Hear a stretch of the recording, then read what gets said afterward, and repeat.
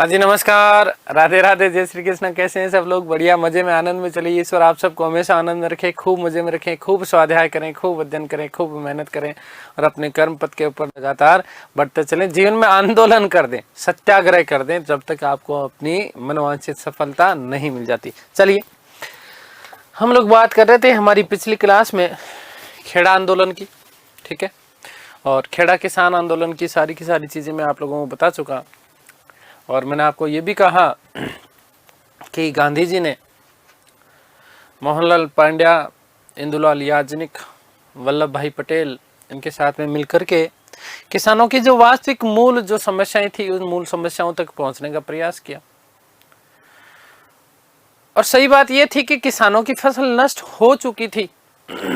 तो उस स्थिति में किसान अपना पालन पोषण ही नहीं कर पा रहे थे, तो वो राजस्व कहां से देते, मालगुजारी कहां से देते? सही बात थी। लेकिन कुछ ज्यादा विशेष बातें हुई नहीं, क्योंकि बहुत ज्यादा कोई बड़ा उस रूप में हुआ नहीं चीजें। ठीक, वल्लभ भाई पटेल जैसे एक महान युवा नेतृत्व का सहयोग देखने को मिला गांधी जी को, और ये वल्लभ भाई पटेल फिर जीवन पर्यंत गांधी जी के साथ में रहे। मैंने आपको कहा कि वल्लभ भाई पटेल को सरदार की उपाधि दी थी गांधी जी ने। किसने? गांधी जी ने। तो इस चीज को भी आप लोग विशेष रूप से याद रखिएगा। एक महत्वपूर्ण प्रश्न बनता है, और महत्वपूर्ण प्रश्न क्या बनता है आपका? देखो, दो चीजें यहां पर आपको दिमाग में सेट रखनी है थोड़ा सा, क्योंकि कंट्रोवर्सी होती है इन प्रारंभिक सत्याग्रहों को लेकर के।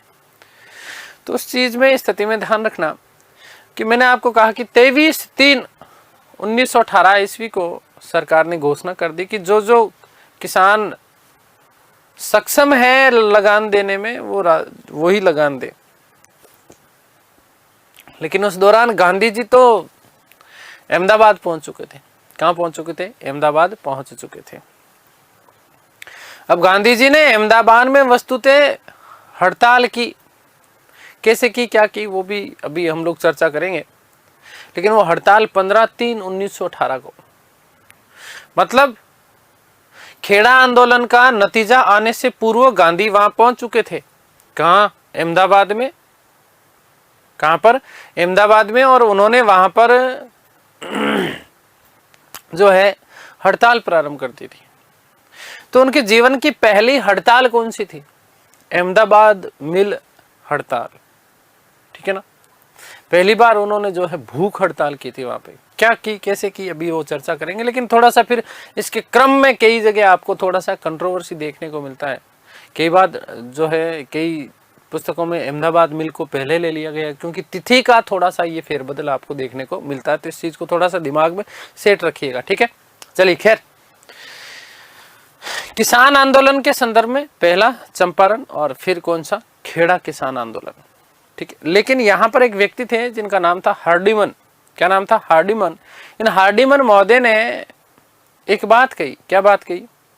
हार्डिमन महोदय ने खेड़ा सत्याग्रह को भारत का प्रथम वास्तविक किसान सत्याग्रह कहा है। मोस्ट इंपोर्टेंट प्रश्न बनता है, इस चीज को आप लोग ध्यान रखेंगे, ठीक है। तो देखिएगा, कुछ तो एक तो मैं तस्वीर दिखा रहा हूं आपको, ठीक है। ये जो आप तस्वीर देख रहे हैं ये गांधी जी की खेड़ा किसान आंदोलन के दौरान की तस्वीर है, ठीक है। ये जो आप देख रहे हैं, ठीक है, थोड़ी सी धुंधली दिख रही है क्या?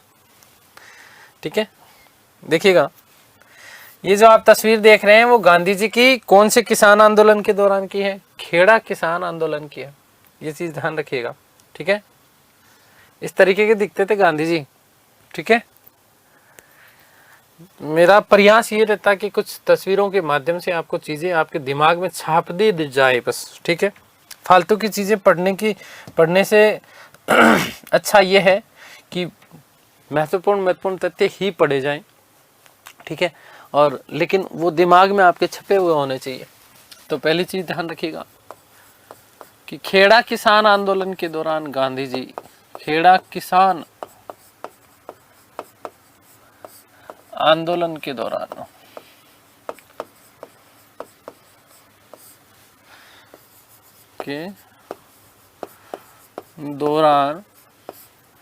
गांधी।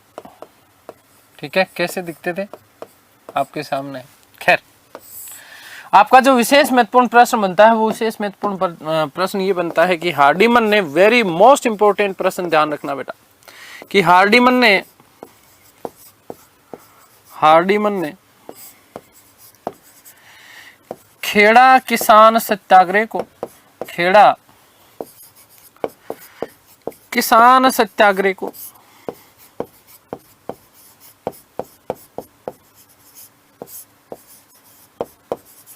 भारत का प्रथम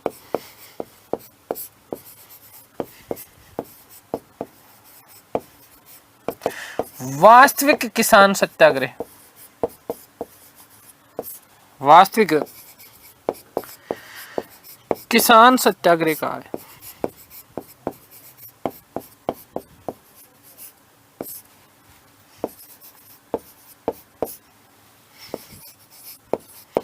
ठीक है, इस चीज को आप लोग विशेष रूप से ध्यान रखिएगा कि भारत का प्रथम वास्तविक किसान सत्याग्रह कौन सा माना जाता है, तो खेड़ा वाला माना जाता है। कौन सा माना जाता है, खेड़ा वाला माना जाता है।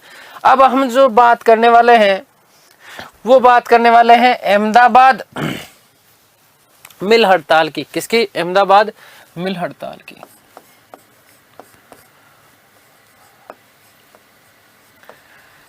अहमदाबाद मिल हड़ताल।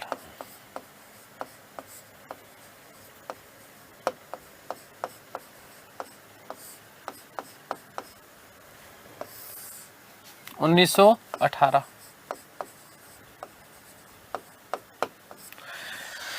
सुनो समझो भाई, मैंने आपको बताया, मैंने कहा कि गांधी खेड़ा किसान आंदोलन के दौरान वहां पर होते हैं, उस समय की वो परिस्थितियों को देखते हैं। लेकिन उसी दौरान अनुसुईया बेन जो कि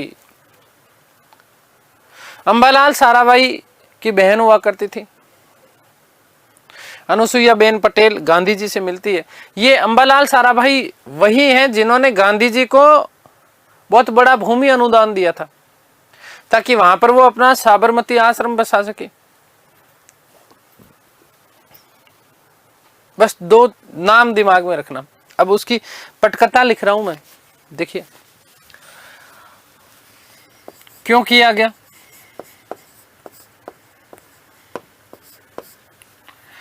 तो मिल मालिकों ने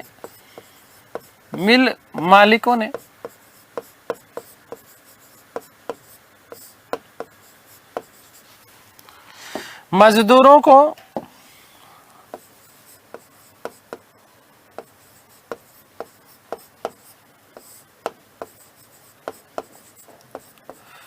फ्लैग बोनस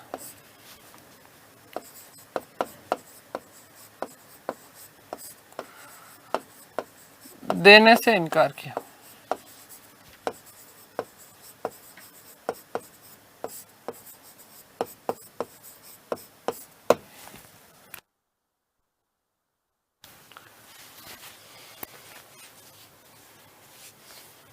ठीक है, तो किसके विरुद्ध,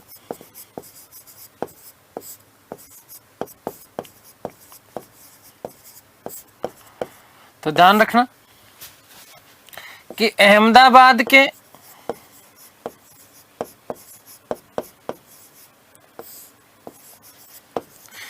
कपड़ा मिल मालिकों के विरुद्ध।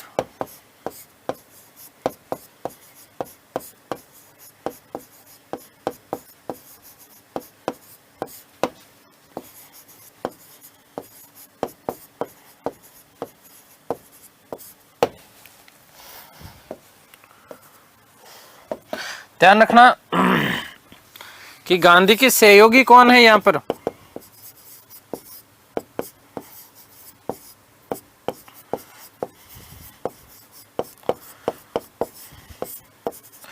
अनुसुईया बेन पटेल।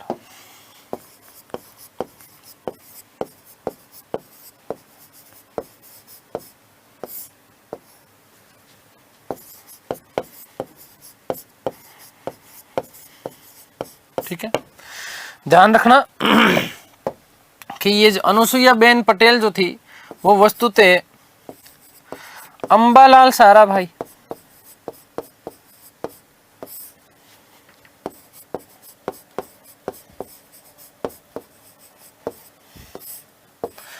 की बहन थी।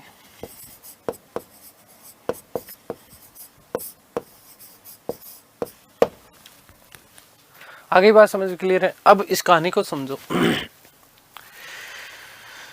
गुजरात में भयंकर महामारी फैली, और हम महामारी कौन सी? प्लेग की महामारी।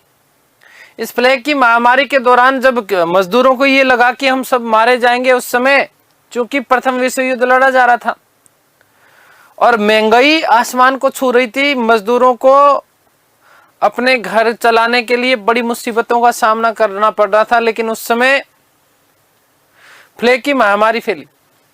अब प्लेग महामारी फैली तो कि मजदूरों को ये लगा कि यार जिंदा ही नहीं रहेंगे, जिंदा ही नहीं रहेंगे, तो भैया ये पैसा कब काम आएगा?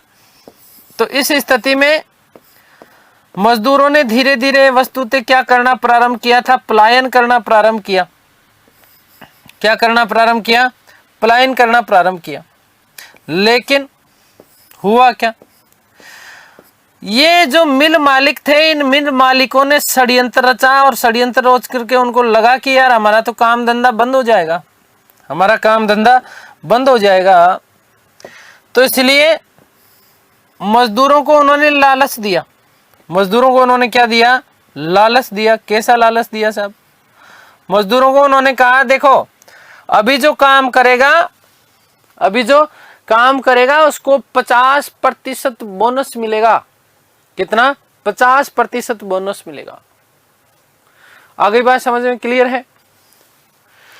तो अब बेचारे जी मजदूरों ने भी ये सोचा कि यार चलो इतना जब बढ़िया पैसा मिल रहा है तो कोई ना, मरे तो मरे, लेकिन आगे आने वाली पूछते तो हमारी बच्चे तो सुखी होंगे एटलीस्ट, ठीक है ना। तो इसलिए मजदूरों ने वहां काम करना प्रारंभ कर दिया। मजदूरों ने क्या करना प्रारंभ कर दिया? काम करना प्रारंभ कर दिया। अब कहानी ये हुई कि जैसे ही फ्लैग थोड़ा सा कम हुआ, समाप्त हुआ, ठीक है, तो फ्लैग समाप्त होते ही जो मिल मालिक थे, कौन? मिल मालिक, ये बड़े पेट वाले, कौन? मिल मालिक। समझना इस चीज को, कौन? मिल मालिक। और इन मिल मालिकों में एक व्यक्ति ये भी शामिल था, कौन? जिसने गांधी जी को भूमि अनुदान दिया था। गांधी जी को भूमि अनुदान दिया था। ये आपके कौन है? मिल मालिक हैं। देखो मिल मालिक हैं। ये अनुसुईया बेन पटेल है। अनुसुईया बेन पटेल है। समझना इस कहानी को,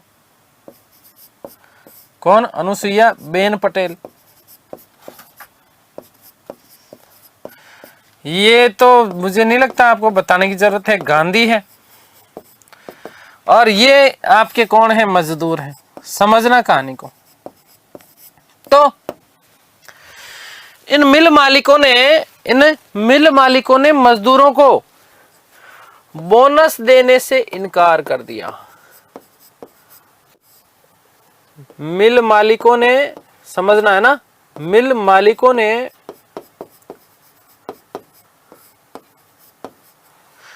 बोनस देने से क्या कर दिया? इनकार कर दिया। बोनस देने से इनकार कर दिया। जैसे स्थितियां ठीक हुई, थोड़ा सा प्लेग समाप्त हुआ, अब मजदूर ये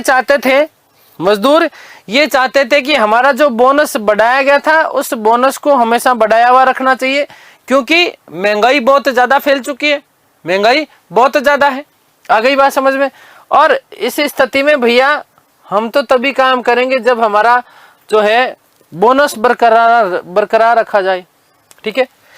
तो मिल मालिकों ने कहा तो ये मजदूर जो थे वो कितने प्रतिशत? 50% बोनस चाहते थे।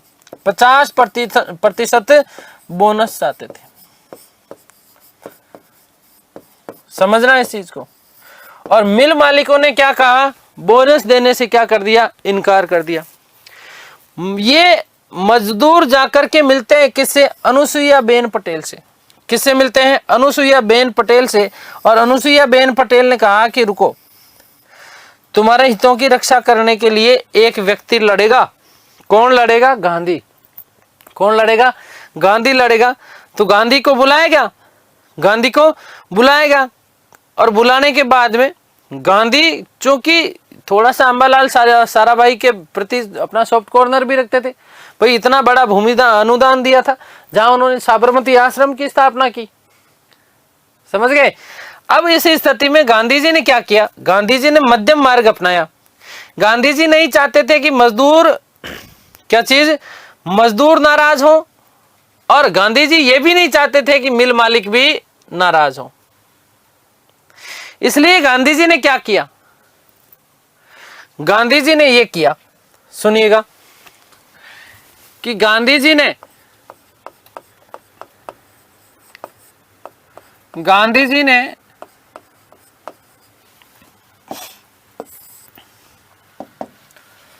मिल मालिकों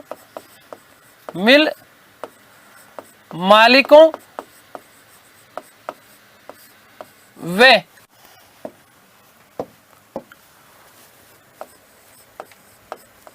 मजदूरों के मध्य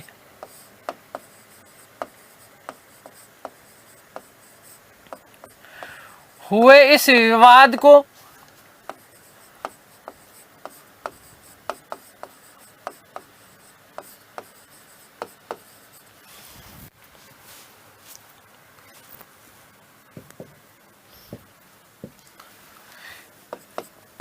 एक ट्रिब्यूनल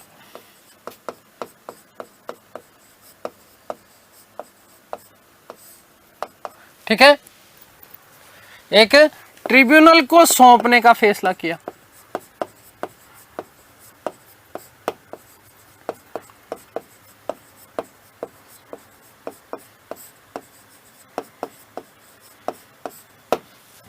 आगे बात समझ में क्लियर है? वापस सुनना। गांधी जी नहीं चाहते थे कि मिल मालिक भी नाराज हो, गांधी जी ये भी नहीं चाहते थे कि मजदूर नाराज हो, ठीक है। मजदूर 50% बोनस लेना चाहते थे, ये मिल मालिक चाहते थे कि एटलीस्ट जो है हम लोग 20% देंगे, इससे ज्यादा नहीं देंगे। आगे बात समझ में क्लियर है? अनुसुईया बेन पटेल इस संपूर्ण हड़ताल में गांधी जी की सहयोगी थी। वस्तुतः अनुसुईया बेन पटेल जो है अंबालाल साराभाई की क्या थी? बहन थी। गांधी जी ने मध्यम मार्ग अपनाया। क्या करा? मध्यम मार्ग अपनाया, और मध्यम मार्ग अपनाने के बाद में क्या करा? एक ट्रिब्यूनल की नियुक्ति कर दी। ट्रिब्यूनल का मतलब कि एक कमेटी बना दी। गांधी जी ने एक कमेटी को यह मामला सौंप दिया और कहा कि भाई देखो, मेरे लिए तो दोनों ही ठीक हो, है ना। अब ट्रिब्यूनल आपको जो फैसला देगी वो आपको क्या होना चाहिए? मंजूर होना चाहिए। वो आपको क्या होना चाहिए? मंजूर होना चाहिए। तो मिल मालिक और मजदूर इस बात पे राजी हो गए कि भाई ट्रिब्यूनल जो फैसला देगी वो हमें मान्य होगा, इसकी पहले जांच पड़ताल होगी, ठीक है, और फिर हमारे अनुसार जो जो चीजें होगी वो हमें स्वीकार्य होंगी। अब सुनो आगे की कहानी। ये मिल मालिक बड़े खतरनाक थे, बड़े खतरनाक थे। कैसे खतरनाक थे? इन्होंने पहले तो हाँ कर दी, लेकिन बाद में क्या किया? बाद में हड़ताल का बहाना बनाया। किसका बहाना बनाया? हड़ताल का बहाना बनाया, और हड़ताल का बहाना बना करके इस ट्रिब्यूनल से वो क्या हो गए? अलग हो गए, इस ट्रिब्यूनल से हट गए।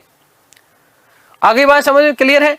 और ट्रिब्यूनल से हटने के बाद में उन्होंने एक जो है घोषणा की कि हम तो देंगे तो 20% ही देंगे, ठीक है ना।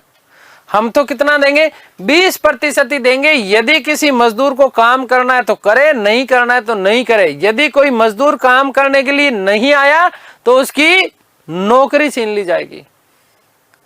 उसकी क्या कर ली जाएगी? नौकरी छीन ली जाएगी। इस प्रकार की घोषणा करी किसने? इन मिल मालिकों ने। जब मिल मालिकों ने इस प्रकार का व्यवहार किया तो गांधी जी को बड़ा दुख हुआ। गांधी जी को बड़ा दुख हुआ। गांधी जी जाकर के मजदूरों से मिलते हैं और मजदूरों से मिलकर के कह रहा है ये तो मामला खराब हो गया। तो गांधी के मरवा दिया हमें। एक ट्रिब्यूनल कहां गया? वो तुम्हारा ट्रिब्यूनल जो हमारे पक्ष में कुछ करने वाला था। तो गांधी ने कहा कि मैं बड़ा ट्रिब्यूनल हूं, मेरे से बड़ा कोई ट्रिब्यूनल नहीं है। लगाओ चटाई। क्या करो? लगाओ चटाई। लगाओ। कहां पर चटाई लगाओ? साबरमती नदी के किनारे, कहां पर? साबरमती नदी के किनारे। लेकिन आप लोगों को वादा करना पड़ेगा, एक तो अहिंसा का पालन करेंगे, दूसरा कोई भी जो मजदूर है वो अब काम करने के लिए नहीं जाएगा, अब काम करने के लिए नहीं जाएगा। और तब तक नहीं जाएगा जब तक मैं ना कह दूं आप लोगों को क्या करना है, मेरे सामने आना है, मेरे साथ में आना है। हम लोग कहां बैठेंगे? साबरमती के किनारे बैठेंगे। वहीं पर वो कारखाने बने हुए थे, उनके सामने बढ़िया दरी चटाई लगाएंगे, किसी को अंदर जाने देंगे नहीं। ठीक है, तो गांधी जी ने क्या कहा, ये सारी की सारी बातें की और कहा कि भाई साबरमती नदी के किनारे हम इकट्ठे होंगे और रोज वहां पर जो है हम कोई ना कोई कुछ काम करेंगे। कल आना रहे तुम साबरमती नदी के किनारे। मजदूरों को लगा यार गांधी कुछ बहुत बड़ा करने वाला है, गांधी कुछ बहुत बड़ा करने वाला है। जब मजदूर साबरमती नदी के किनारे पहुंचे तो उन्होंने मजदूरों ने देखा कि एक चटाई बिछा रखी है, बड़ा सा एक रजिस्टर है और थोड़ी सी ठीक ठाक व्यवस्था है, गांधी जी के बैठने के लिए कुर्सी उर्सी लगा रखी है। मजदूरों को लगा हो बहुत खतरनाक काम करने वाला है। ठीक है, तो मजदूरों ने की लिस्ट निकलवा चुके थे, गांधी जी किस किस का नाम क्या क्या नाम है वो सारी की सारी लिस्ट निकलवा के तैयार बैठे थे। भाई वकील थे तो थोड़े से एडवांस तो थे ही। ठीक है, तो फिर उन्होंने नाम लिया, हाँ भाई सुखदेव, हाँ आया क्या? हाँ हाजिरी लगानी है भाई। क्या लगानी है? हाजिरी लगानी। अरे मेघाराम जी के, हाँ महेंद्र जी, हाँ जी आया हूं।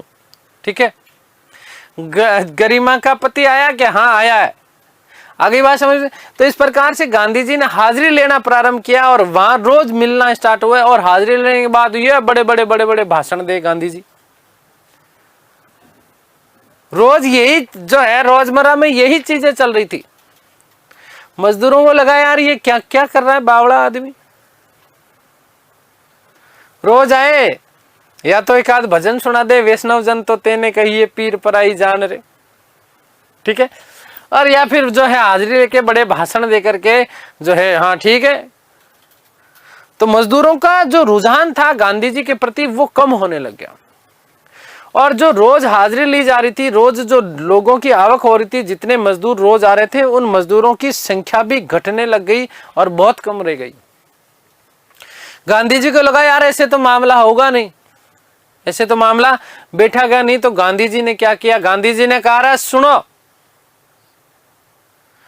मैं भी तुम्हारे सामने है ना तुम्हारे साथ शपथ लेता हूं कि मैं तुम्हारे साथ में बैठूंगा और भूख हड़ताल करूंगा, आमरण अनशन करूंगा।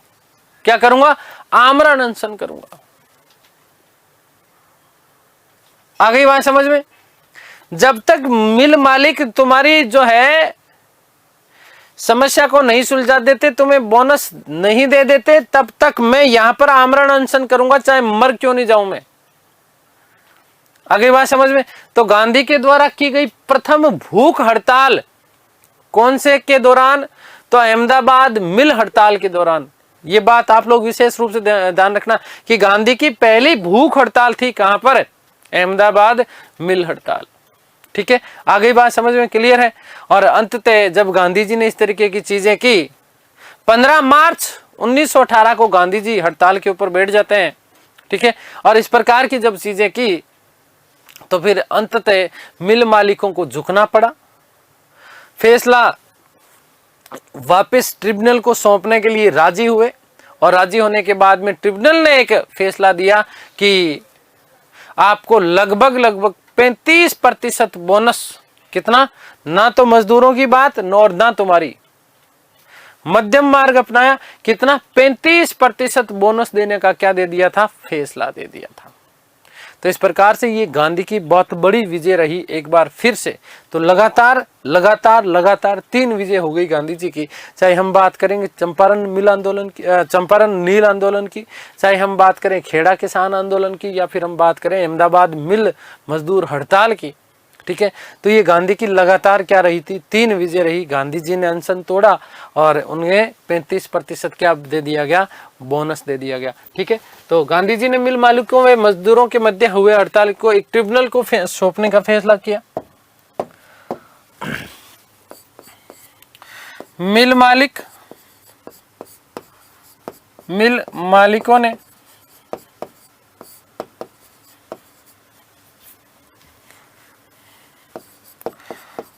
प्रारंभ में सहयोग किया,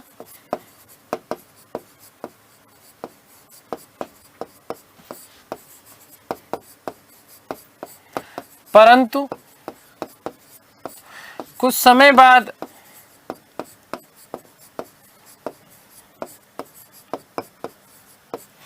हड़ताल का बहाना लेकर हड़ताल का बहाना करके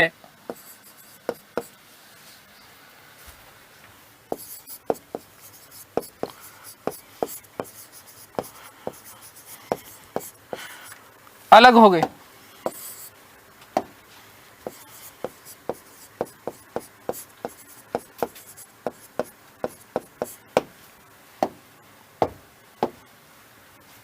ठीक है, मिल मालिकों ने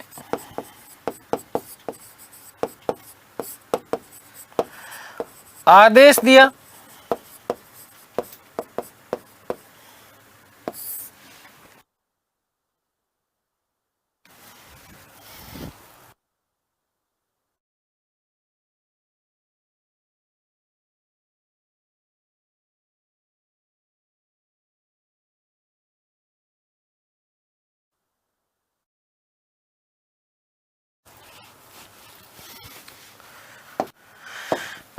क्या कि केवल 20% बोनस दिया जाएगा।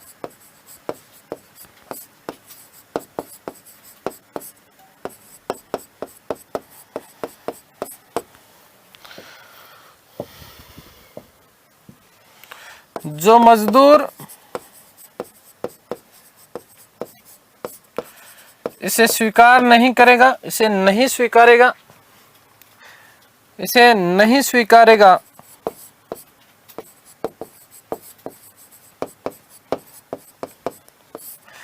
उसे नौकरी से निकाल दिया जाएगा।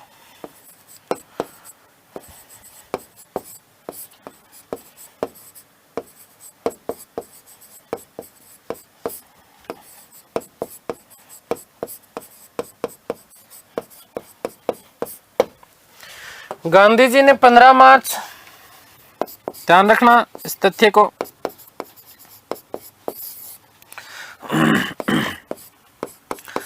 गांधी ने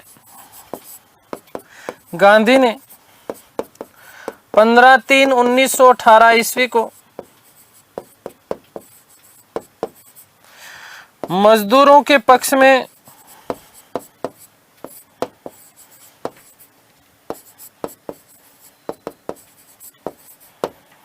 भूख हड़ताल प्रारंभ की।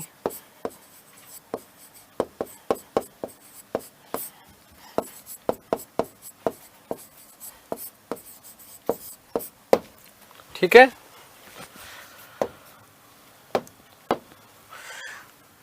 भारत में गांधी जी की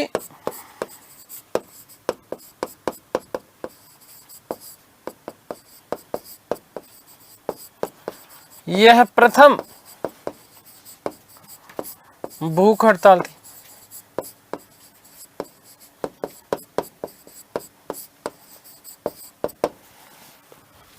ध्यान रखना इस चीज का।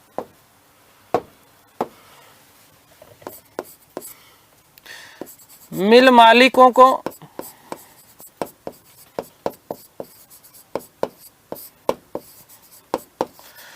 झुकना पड़ा,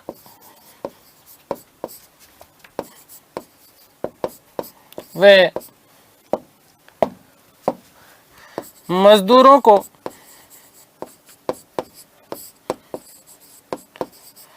35% बोनस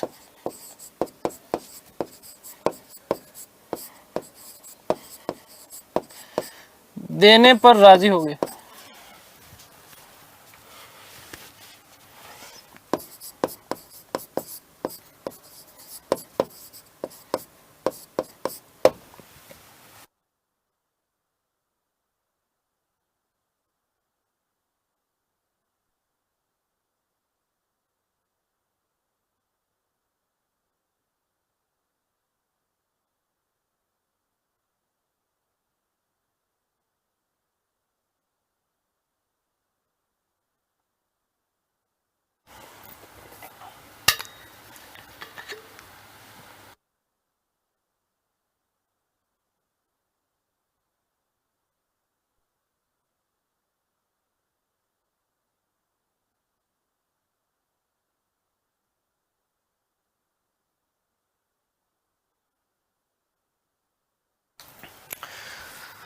तो ये गांधी जी के प्रारंभिक सत्याग्रहों की हम लोगों ने चर्चा की।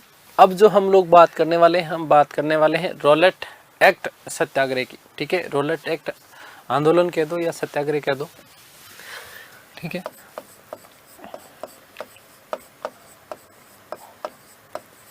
Rowlatt act 1919।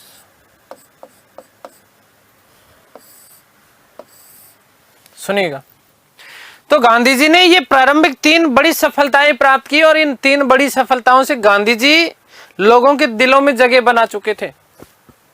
अब देखिएगा,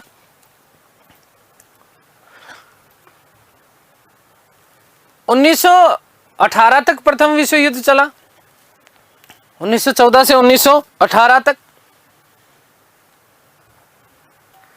और इस दौरान भारत में जो क्रांतिकारी जो गतिविधियां थी, इन क्रांतिकारी गतिविधियों में तेजी आई।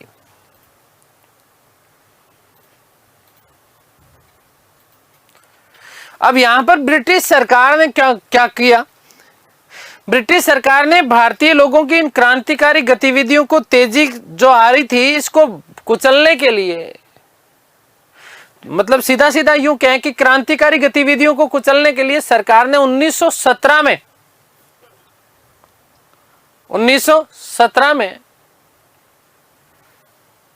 एक न्यायाधीश हुआ करते थे जिनका नाम था सिडनी रोलेट। इस सिडनी रोलेट की अध्यक्षता में इन क्रांतिकारी गतिविधियों को कुचलने के लिए एक समिति नियुक्त की गई।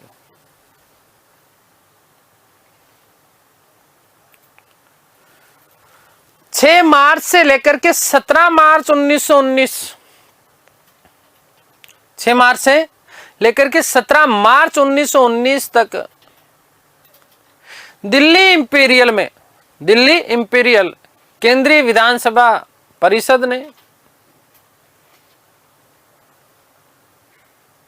भारतीय लोगों ने ये जो समिति बनाई थी, इस समिति का जो है पुरजोर विरोध कर रहे थे।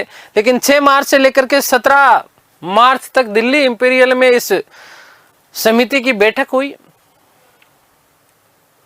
और बैठक होने के बाद में इस रोलेट एक्ट को 17 मार्च 1919 को भारतीय सदस्यों के विरोध के बावजूद रोलेट एक्ट पारित कर दिया गया।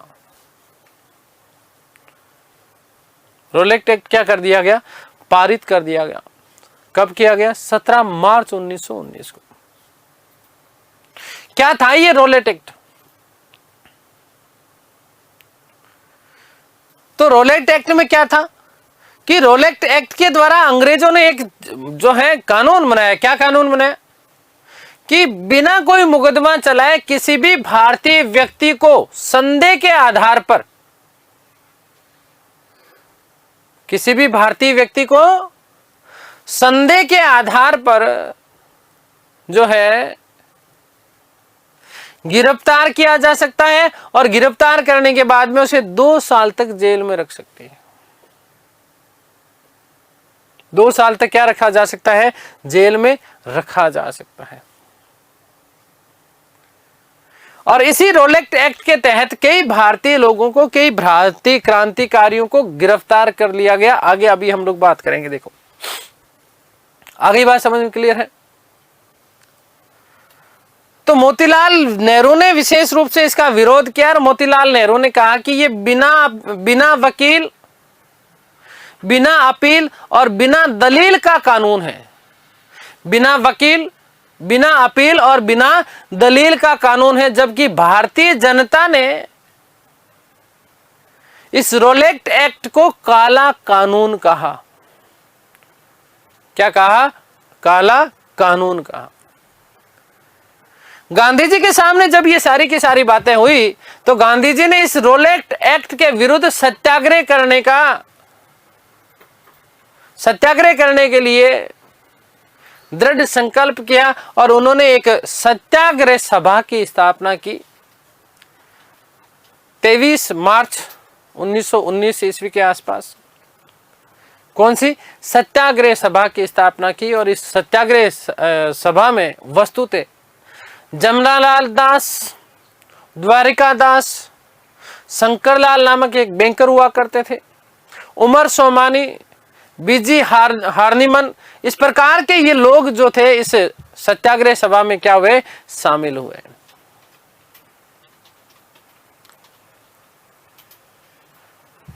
इसमें क्या हुए, शामिल हुए। आगे बात समझ।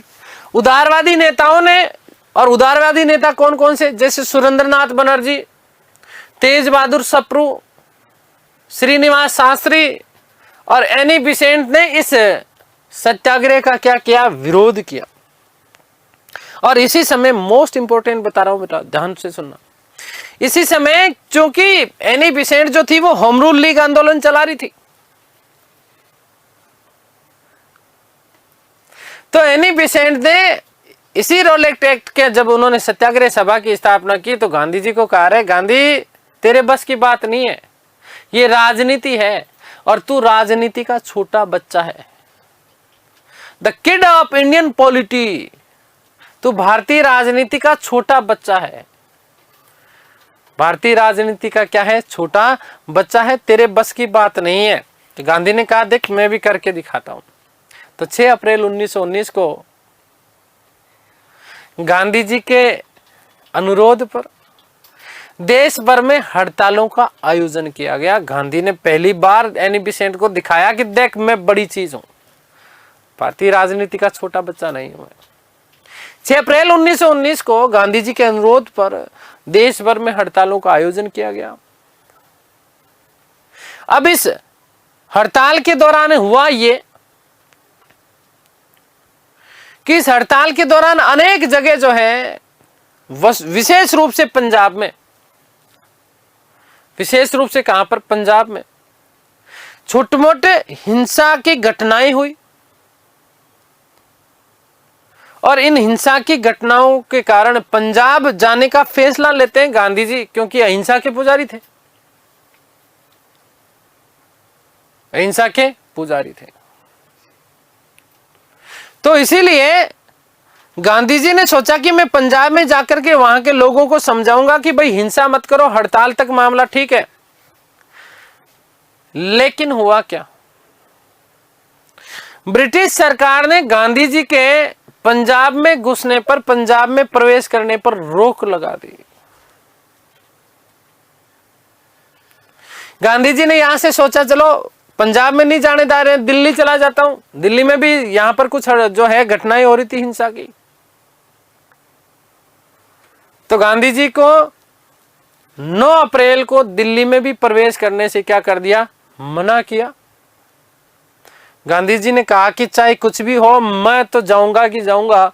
गांधी जी जैसे ही 9 अप्रैल को दिल्ली में प्रवेश करने का प्रयास करते हैं, और प्रवेश करने का जैसे प्रयास करते हैं तो गांधी जी को वहां पर गिरफ्तार कर लिया जाता है, और गिरफ्तार करने के बाद में बंबई भेज दिया गया। संपूर्ण पंजाब में मार्शल लॉ लगा दिया गया।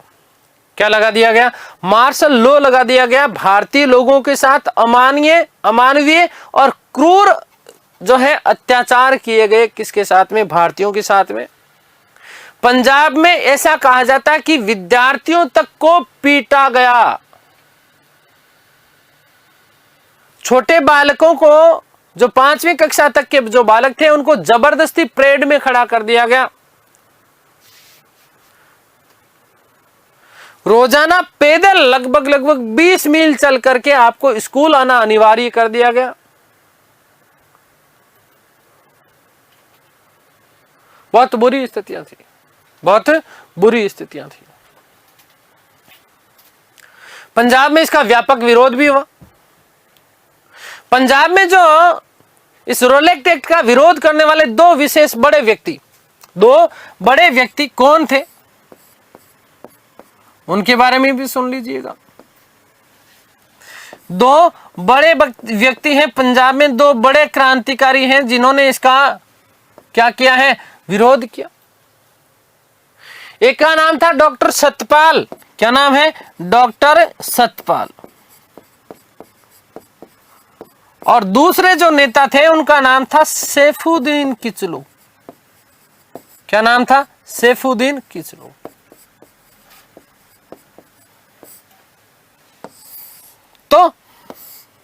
डॉक्टर सतपाल और सैफुद्दीन किचलू को भी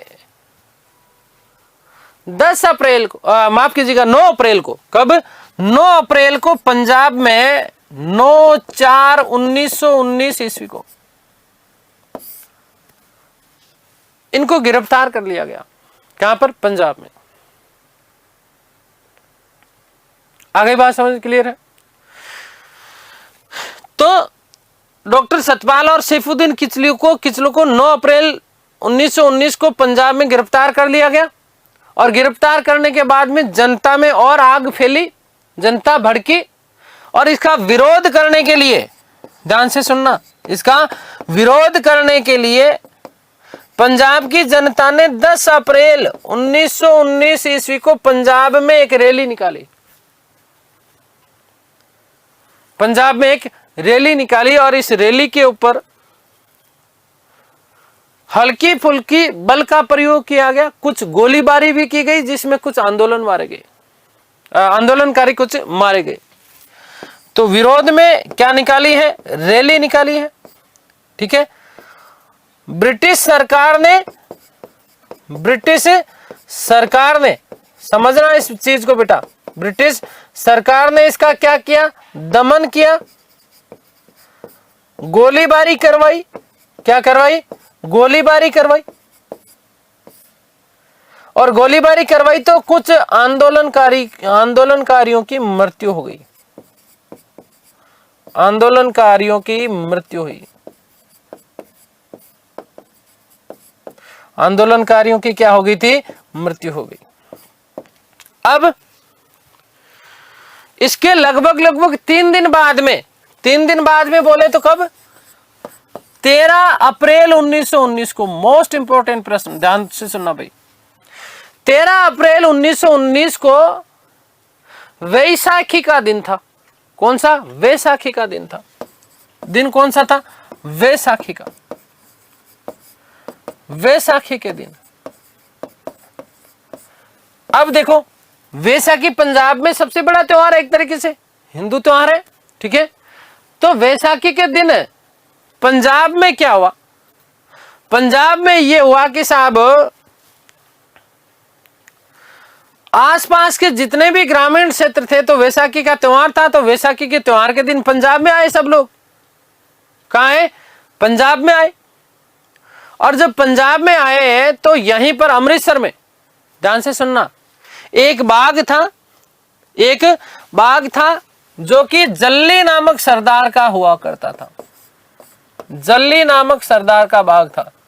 जल्ली नामक सरदार का बाग था। समझना इस चीज को, जल्ली नामक सरदार का बाग था। तो इस जल्ली नामक सरदार के बाग में जो वैसाखी के दिन पंजाब में आए हुए लोग थे, है ना, इस बाग में लोग क्या हुए? एकत्रित हुए। क्या हुए? एकत्रित हुए। और एकत्रित होने के बाद में शांति से क्या कर रहे थे? विरोध प्रदर्शन कर रहे थे। शांति से क्या कर रहे थे? सभा कर रहे थे।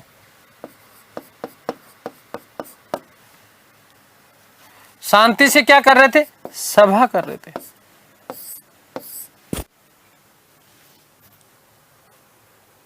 इस समय पंजाब में एक लेफ्टिनेंट गवर्नर था जिसका नाम था माइकल ओ डायर। इस माइकल ओ डायर ने 9 अप्रैल को जब डॉक्टर सतपाल और सैफुद्दीन किचलू को गिरफ्तार किया गया था, तो उस समय उसने एक आदेश जारी किया था कि मार्शल लॉ तो लागू किया, साथ ही साथ कि कोई भी किसी भी प्रकार की सभा नहीं कर सकता, जहां हथियार सहित सभा करना रोक। ठीक है, तो ध्यान देना। इसी समय इस जनरल ओ डायर को, माफ करना, माइकल ओ डायर, क्या नाम? Michael O Dyer.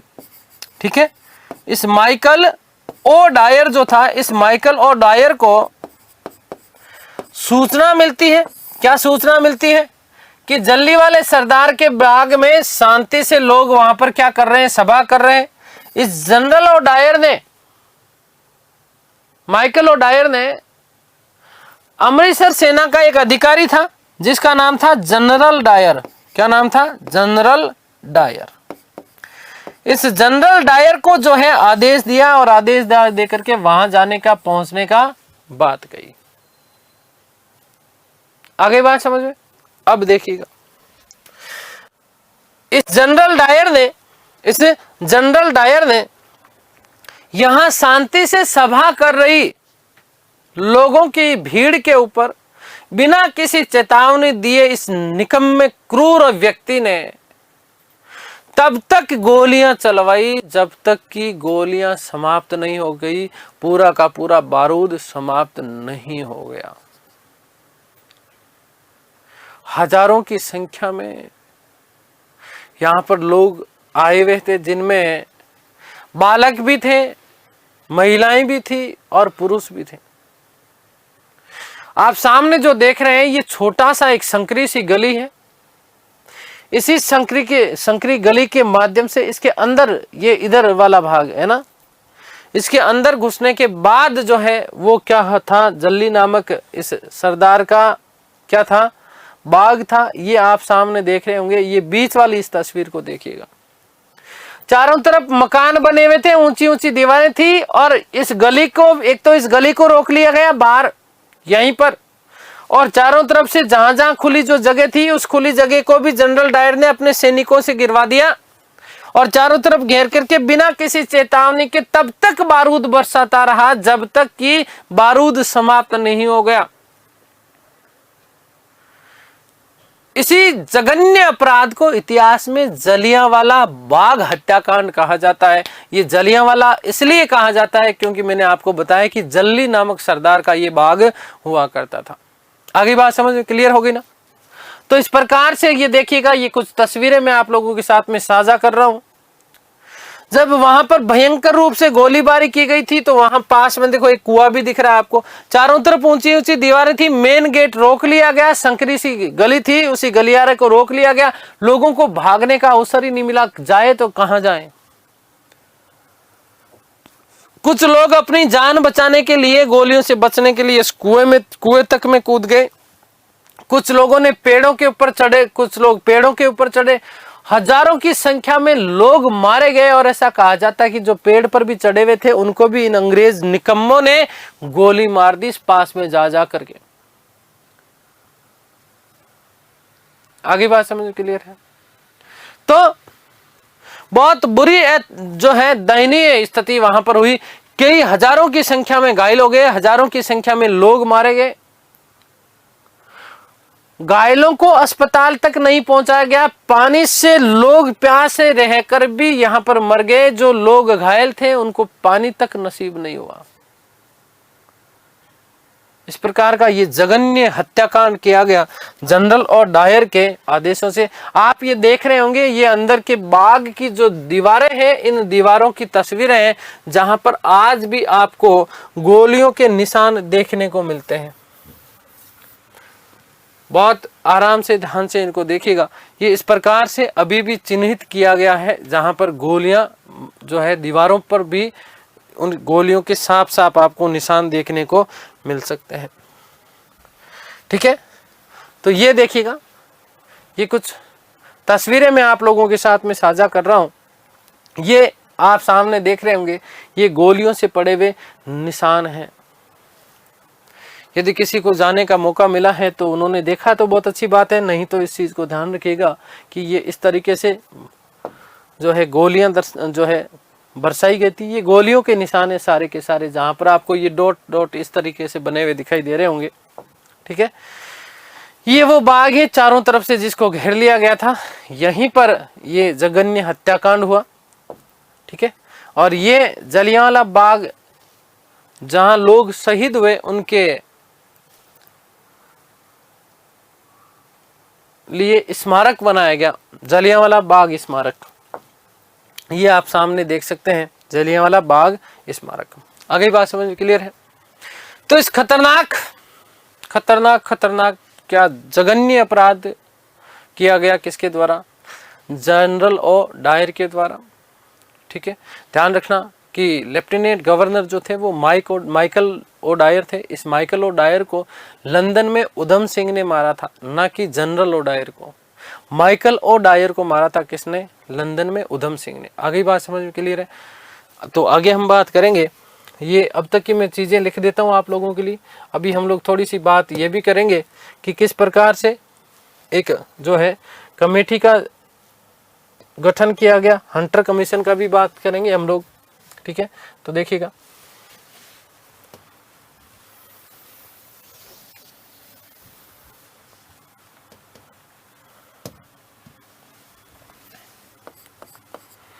ध्यान दीजिएगा कि क्रांतिकारी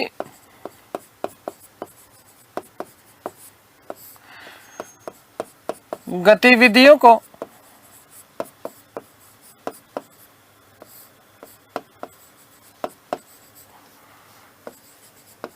कुचलने हेतु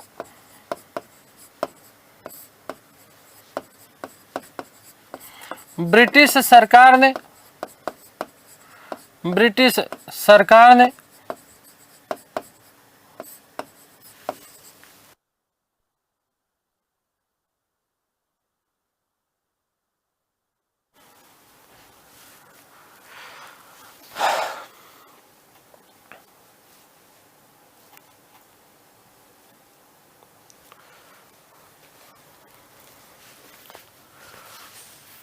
उन्नीस सौ 17 ईस्वी में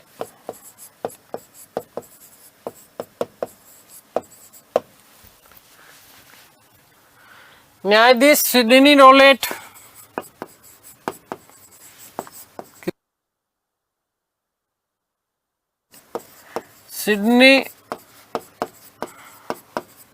रोलेट की अध्यक्षता में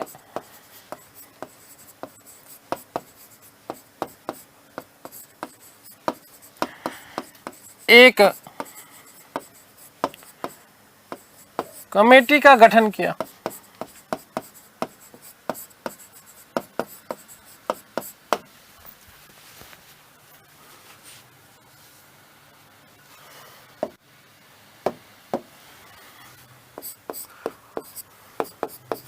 ध्यान देना कि 6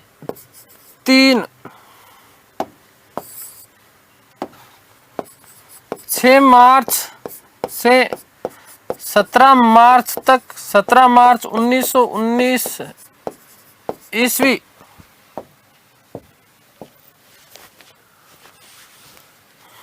को इसकी समीक्षा हेतु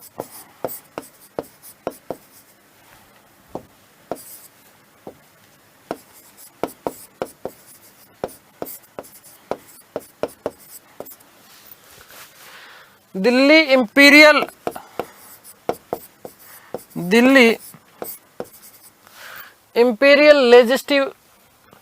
लेजिस्लेटिव असेंबली इंपीरियल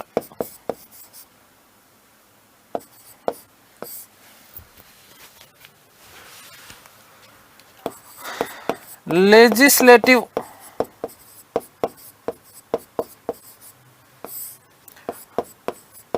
असेंबली में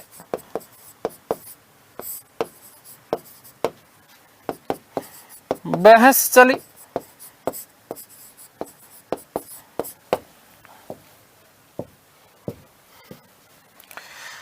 भारतीय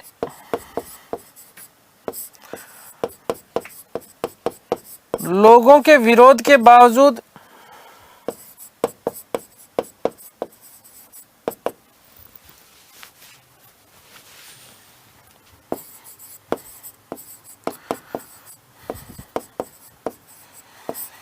इसे पारित कर दिया गया।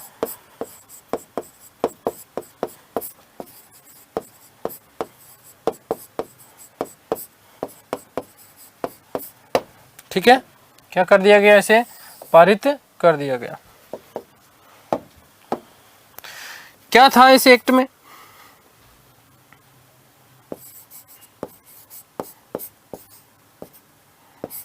ठीक है, तो इस एक्ट के तहत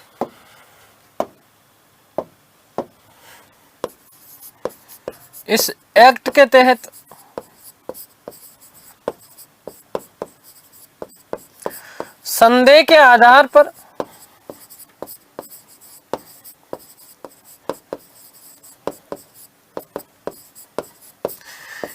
किसी भी भारतीय को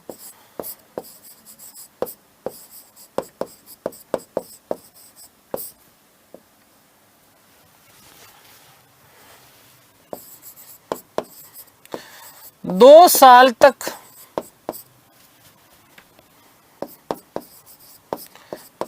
किसी भी भारतीय को गिरफ्तार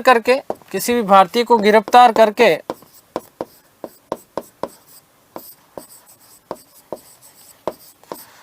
2 साल तक जेल में रखा जा सकता था।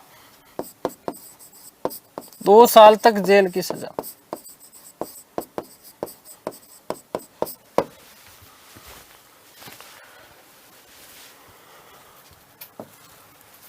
मोस्ट इंपोर्टेंट याद रखना बेटा कि मोतीलाल नेहरू ने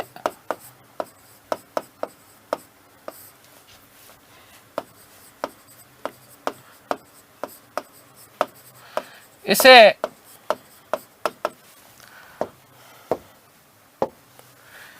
बिना वकील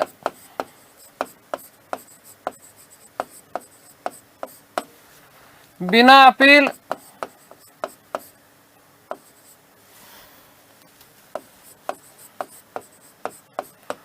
वे बिना दलील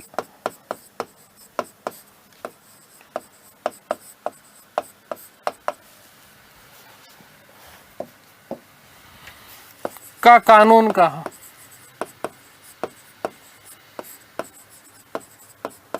ठीक है, भारतीय जनता ने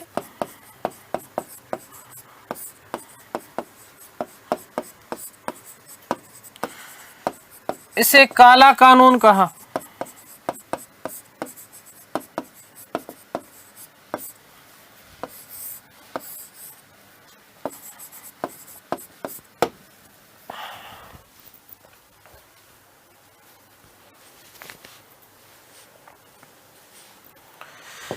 गांधी जी ने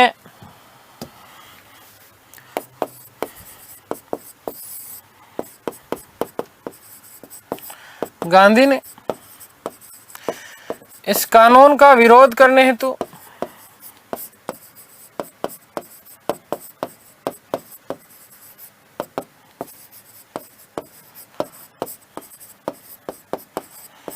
सत्याग्रह सभा की स्थापना की।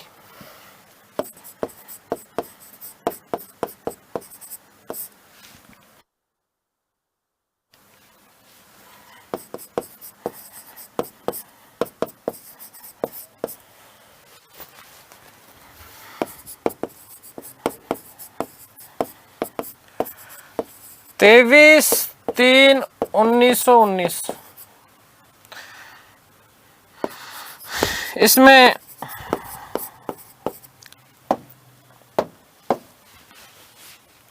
जमनालाल दास,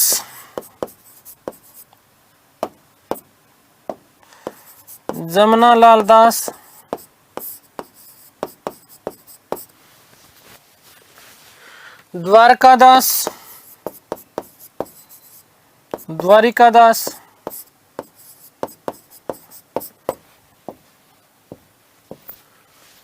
शंकरलाल बैंकर। ऐसा कहा जाता कि शंकरलाल नामक बैंकर ने गांधी जी को 5 लाख का सहयोग किया था।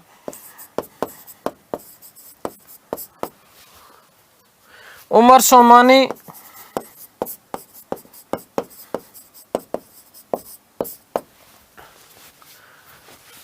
और बीजी हार्निमन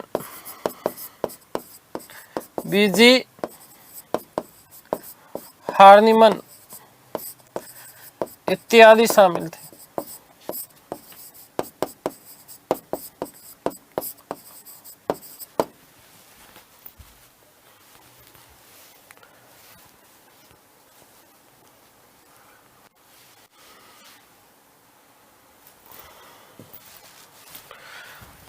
उदारवादी नेताओं ने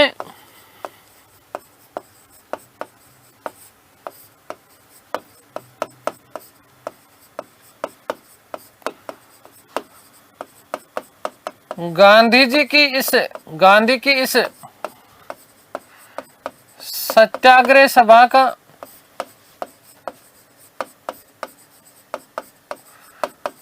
विरोध किया, जिसमें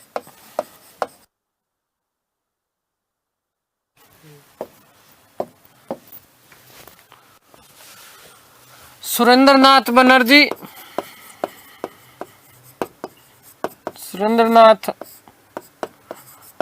बनर्जी, तेज बहादुर सप्रू,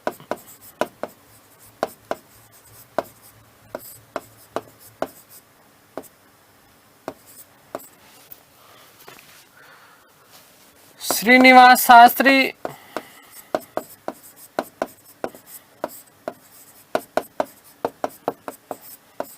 वे एनी बिसेंट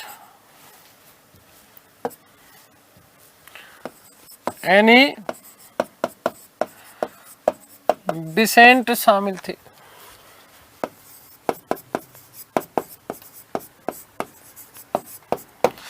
एनी बिसेंट ने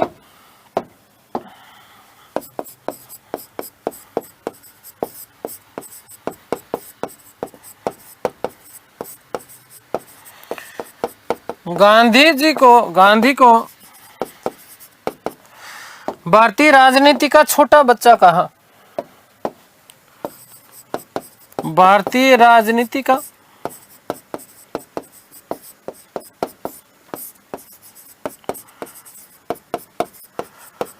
छोटा बच्चा कहा। ठीक है, आगे बात समझ में क्लियर है ना। तो गांधी ने क्या कहा, हाँ गांधी जी को क्या कहा, छोटा बच्चा कहा।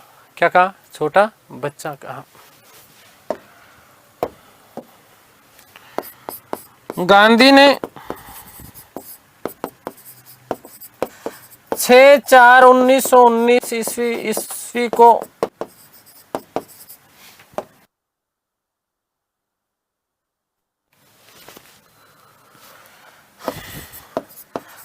देश भर में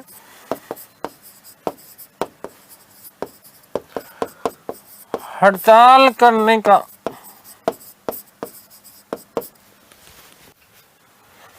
आह्वान किया या अनुरोध किया।